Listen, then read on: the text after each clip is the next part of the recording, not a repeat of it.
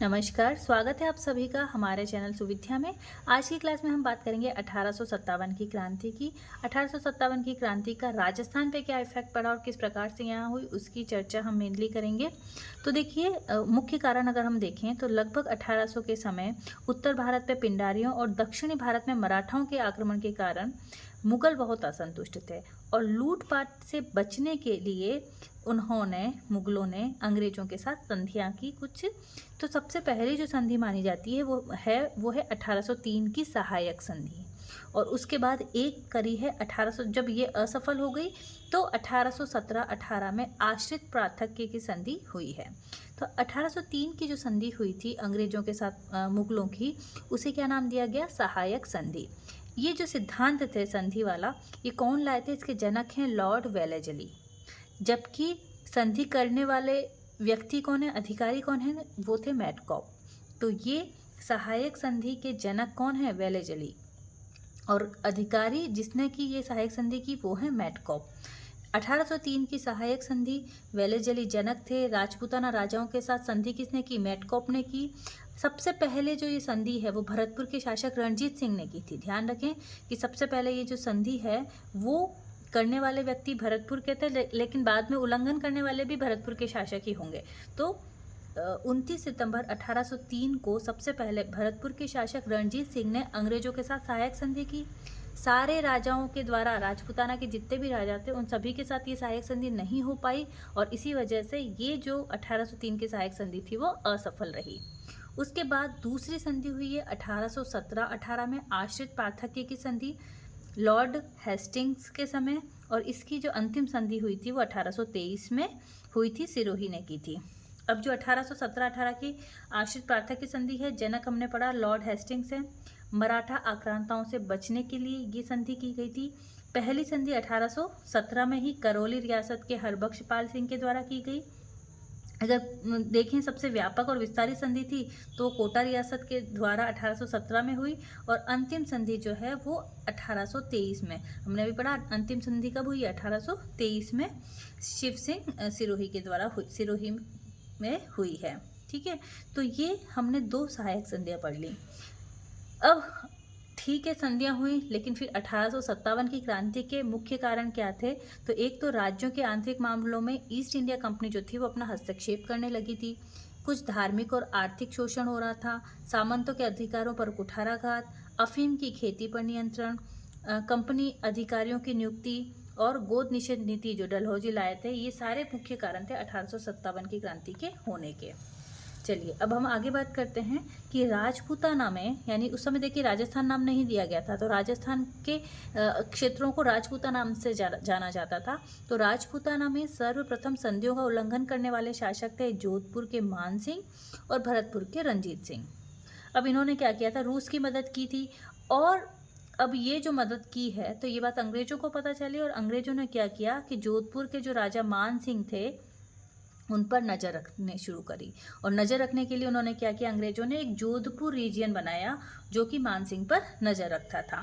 ठीक है, 1857 के अब कुछ महत्वपूर्ण फैक्ट्स याद करें तो उस समय भारत के गवर्नर जनरल जीजी कौन थे? लॉर्ड कैनिंग थे। और एजीजी थे जॉर्ज पैट्रिक लॉरेंस, जबकि पहले एजीजी थे लॉकेट। राजपूताना रेजिडेंसी की स्थापना हुई थी 1832 में। 1857 की क्रांति का प्रतीक चिन्ह तो कमल का फूल और चपाती। कमल के फूल का प्रयोग सैनिकों के द्वारा तथा चपाती का प्रयोग सामंतों के द्वारा किया गया। 1857 के क्रांति के समय राजस्थान में की 6 छावनियाँ, ठीक है, की बात हम करेंगे।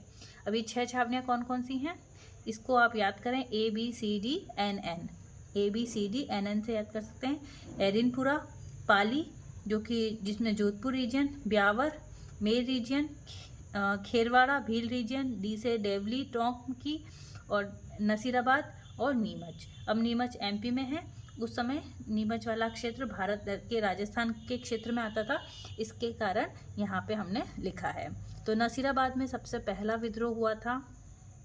यहाँ पर 4 टुकड़ियाँ थीं, एक तो 15वीं BNI बंगाल नेटिव इन्फेंट्री, एक 30 BNI मुंबई लांसर्स और मेरवाड़ा लांसर्स। तो शुरू करेंगे। उससे पहले भारत में भी इसकी शुरुआत क्यों हुई उसके बारे में भी हमें थोड़ा बहुत जानना चाहिए, क्योंकि तात्कालिक कारण क्या था 1857 का, वो हम देखेंगे। देखिए, राजपूताना रेजिडेंसी की जो स्थापना है वो 1818 में पहले तो दिल्ली में हुई थी, लेकिन बाद में इसका स्थानांतरण कहाँ किया गया, 1832 में अजमेर कर दिया गया।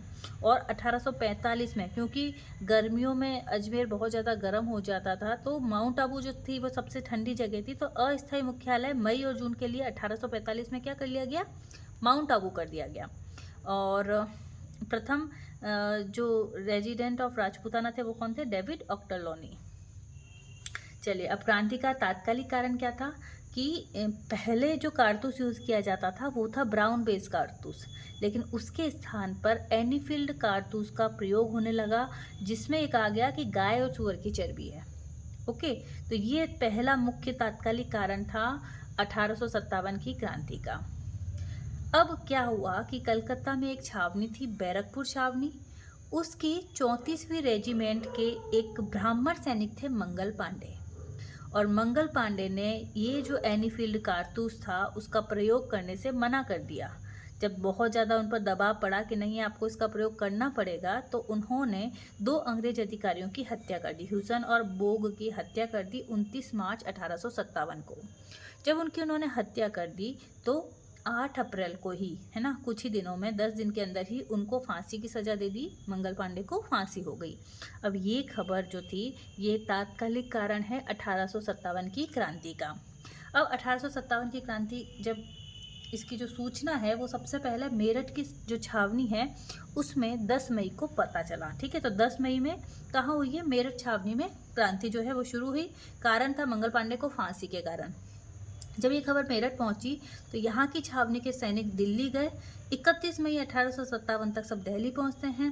अब दिल्ली में उस समय शासक कौन थे, बहादुर शाह जफर, अंतिम मुगल शासक थे दिल्ली के वो, और उनके सेनापति थे बख्तान खां।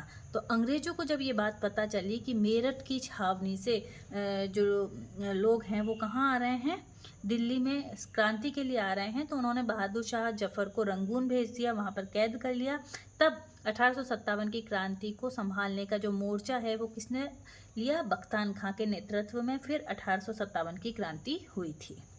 अब हम राजस्थान के संदर्भ में अगर बात करते हैं तो राजस्थान में क्रांति की सूचना आ गई थी 19 मई 1857 को, क्योंकि मई और जून का टाइम था।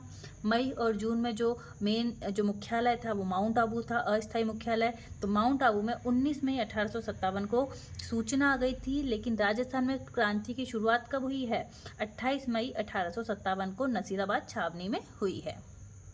तो पहली जो क्रांति है वो राजस्थान में कहाँ हुई है, नसीराबाद छावनी में हुई है।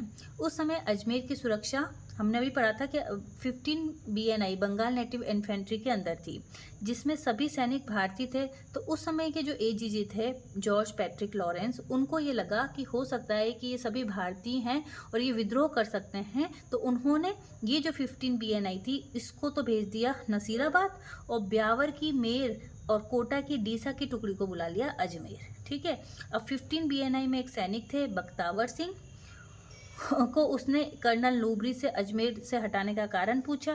न्यूबरी ने असंतोषजनक जवाब दिया, तो बख्तावर सिंह ने क्या करा, न्यूबरी को मार दिया। ठीक है, तो यहाँ से शुरुआत हुई 1857 की क्रांति की। चलिए, सबसे पहले हम बात करते हैं नसीराबाद का विद्रोह कब शुरू हुआ, 28 मई 1857। सूचना कब आ गई थी राजस्थान में क्रांति की, 19 मई को आ गई थी, लेकिन विद्रोह पहला नसीराबाद में 28 मई 1857 को हुआ। किस किसने किया, तो 15 BNI प्लस 30 BNI ने मिलकर किया। न्यूबरी, प्रिचार्ड, स्पॉटिशवुड, कोल्टा, इन सभी को मार गिराया था। तो ये भी कई बार नाम पूछे जाते हैं कि नसीराबाद विद्रोह में किन किन को मारा गया है। तो न्यूबरी तो हमने पहले देख लिया था, बख्तावर सिंह ने प्रिचार्ड, स्पॉटिशवुड और कोल्टा को मार गिराया। फिर ये जो सैनिक हैं दिल्ली की ओर बढ़े, क्योंकि नसीराबाद से सब दिल्ली गए। भारत के सैनिक जब दिल्ली जा रहे थे तो 2 अंग्रेजों ने इनकी जासूसी भी की, वॉल्टर और हितकोर, उन्हें भी हरा दिया। और भारतीय जो सैनिक थे वो 18 जून 1857 को दिल्ली पहुंच गए और क्रांति में मिल गए। नसीराबाद के अंग्रेज अधिकारी बहुत डरे हुए थे। उन अंग्रेज अधिकारियों को सुरक्षित जोधपुर आने का न्योता तख्त सिंह ने दिया। ठीक है, जोधपुर के राज्य शासक थे तख्त सिंह, उन्होंने दिया। और जोधपुर जब जा रहे थे तब एक अंग्रेज अधिकारी थे कर्नल पेनी, तो पेनी को क्या हुआ, हृदयघात हुआ और उनकी वहाँ मृत्यु हो गई। तो ये तो हमने पहला विद्रोह पढ़ा, नसीराबाद विद्रोह। उसके बाद बात करें अगर नीमच विद्रोह की, तो ये हुआ है 28 मई, ये होता है 3 जून 1857 को। कोटा रियासत और कोटा बटालियन सैनिक टुकड़ी थी। प्रमुख अंग्रेज अधिकारी यहाँ पे थे एबॉट, कैप्टन थे मैकडोनाल्ड। 3 जून 1857 को हीरालाल बेग और मोहम्मद अली ने क्रांति का बिगुल बजाया। एबॉट को जैसे ही पता चला कि ये क्रांति करना चाहते हैं तो उन्होंने भारतीयों को गंगा की कसम दिलाई और हीरालाल और मोहम्मद अली ने विद्रोह किया। 5 जून 1857 को देवली गए और 20 जून को कोटा होते हुए दिल्ली। तो ये हो जाएगी नीमच की। अब नीमच के जो सैनिक थे वो दिल्ली जाने से रोकने के लिए यहाँ पर भी वॉल्टर, हॉटकेसर, लॉरेंस और शॉवर्स पीछे लग गए। नीमच के सैनिकों ने अंग्रेजों के 40 परिवार कैद कर लिए, जिन्हें बाद में उन्होंने जंगल में छोड़ दिया और 40 परिवारों को चित्तौड़ में एक घर, रूघाराम के घर में शरण मिली और शावर्स और इस परिवार की स्वरूप सिंह ने फिर मदद की और जग मंदिर में शरण दी थी।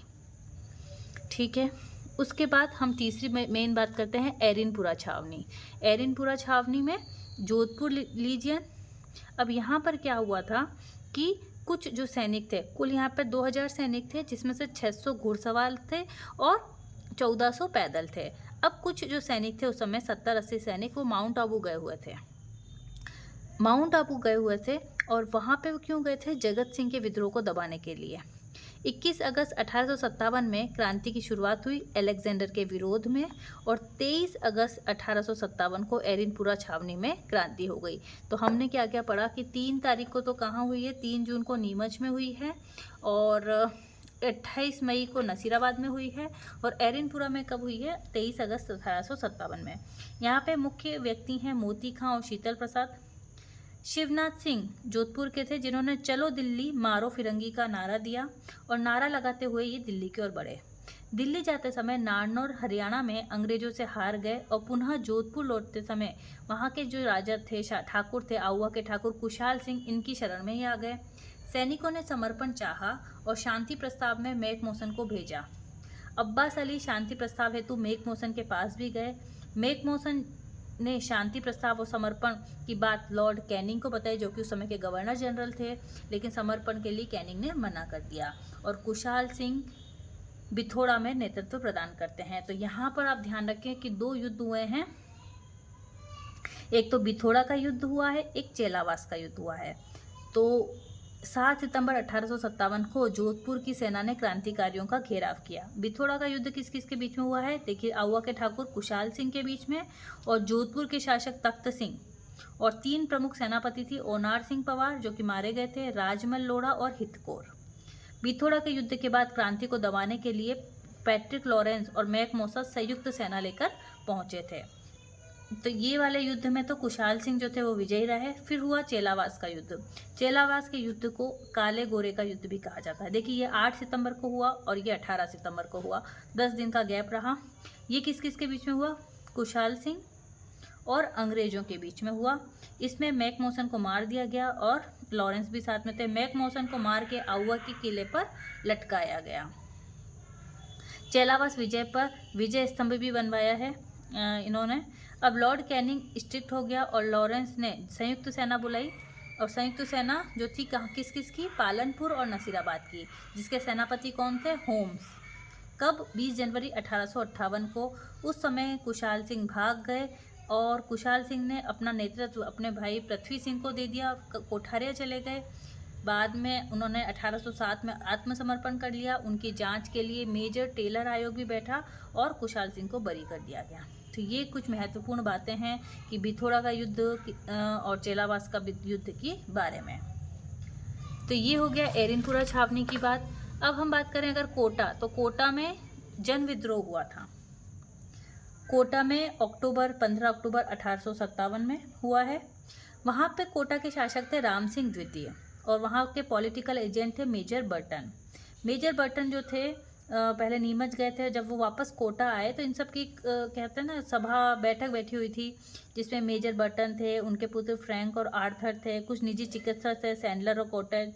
तो ये सभी जो थे इनकी बैठक थी और यहाँ पर नेतृत्व जो है कोटा के विद्रोह का वो लाल जयदयाल मथुरा के और मेहराब खां करौली इनके द्वारा हुआ है। कोटा विद्रोह शुरू करने वाले भवानी और नारायण पटलटन। सबकी हत्या कर दी इन्होंने, ठीक है ना। सिर्फ राम सिंह द्वितीय बचे, बाकी मेजर बर्टन और सैंडलर, कोटज, आर्थर, फ्रैंक सभी की हत्या कर दी।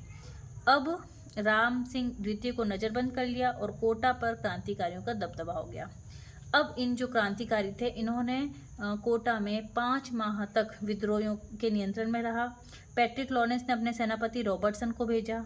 रॉबर्टसन की हेल्प से मदनपाल करोली और अजीत सिंह और चतुर्भुज, रॉबर्टसन की हेल्प की इन तीनों ने, ठीक है। 30 मार्च 1858 को अंग्रेजी सेना ने कोटा को क्रांतिकारियों से मुक्त करा दिया और जयदयाल और मेहराब खां जो थे इन दोनों को फांसी की सजा हो गई। ये विद्रोह सबसे बड़ा विद्रोह माना जाता है, कोटा का विद्रोह सबसे बड़ा विद्रोह माना जाता है। और लॉर्ड रॉबर्ट आयोग जांच के लिए बिठाया गया कि भाई क्या राम सिंह द्वितीय जो थे वो इन सभी की हत्या में शामिल थे या नहीं, लेकिन वो निर्दोष पाए जाते हैं। और इसी कारण कोटा के जो महंत थे महाराज गोसाई, उन्होंने 9 शर्तों का समझौता किया। राम सिंह द्वितीय की जो सलामी दी जाती थी तोपों से वो 15 से 11 कर दी और करौली के जो मदन पाल थे उनकी 13 से 17 कर दी गई और उन्हें grand commander of state of India की भी उपाधि दी गई मदन पाल को।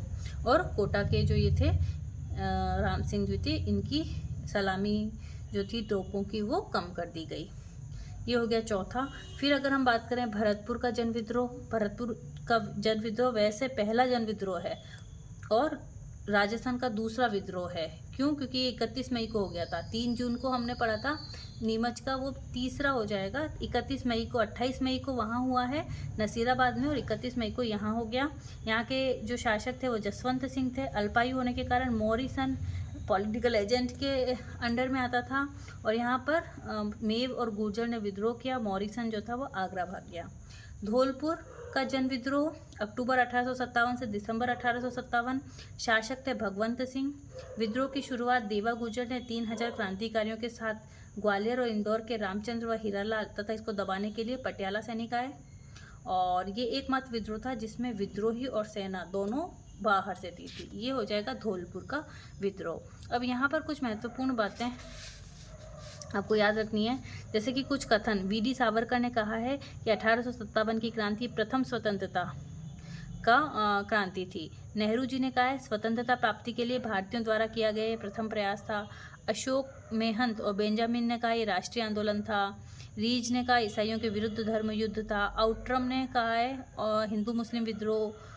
मजूमदार का ध्यान रखें, न तो ये सैनिक विद्रोह था, न राष्ट्रीय, न जन विद्रोह था। अगर हम विद्रोह के क्रम की बात करते हैं, देखिए सबसे पहले 28 मई को नसीराबाद में, दूसरा भरतपुर का हुआ 31 मई, फिर 3 जून नीमच, फिर 11 जुलाई को अलवर में, जिसे हम इतना पढ़ते नहीं हैं जनरली, पर 21 अगस्त को एरिनपुरा में, 23 अगस्त को जोधपुर रीजन और सबसे लेट और सबसे लंबा चला है 15 अक्टूबर कोटा विद्रोह। अगर हम बात करें कि कौन सी रियासत में शासक कौन था और पॉलिटिकल एजेंट कौन सा, तो देखिए कोटा की बात करें तो राम सिंह द्वितीय थे शासक और पॉलिटिकल एजेंट थे मेजर बर्टन। जोधपुर में तख्त सिंह थे और मेक मोसन। भरतपुर में जसवंत सिंह थे और मॉरिसन। जयपुर में राम सिंह और ईडन पॉलिटिकल एजेंट। उदयपुर में स्वरूप सिंह और शावर्स। सिरोही में शिव सिंह और हॉल पॉलिटिकल एजेंट थे। प्रतापगढ़ में दलपत सिंह और मेजर रॉक। धौलपुर के शासक थे भगवंत सिंह। इसी प्रकार बीकानेर के थे सरदार सिंह। करौली के मदन पाल। टोंक के वजीरुद्दौला। बूंदी में राम सिंह। अलवर में विनय सिंह। जैसलमेर के रणजीत सिंह। झालावाड़ के पृथ्वी सिंह। बांसवाड़ा के लक्ष्मण सिंह और डूंगरपुर के थे उदय सिंह। तो ये कई बार पूछ लिया जाता है कि कौन सी रियासत के शासक कौन थे। तो हमने आज बात की 1857 की क्रांति का राजस्थान के संदर्भ में हमने बात की है। अगर आपको वीडियो पसंद आया तो प्लीज़ इसे लाइक, शेयर और सब्सक्राइब करें। बहुत बहुत धन्यवाद।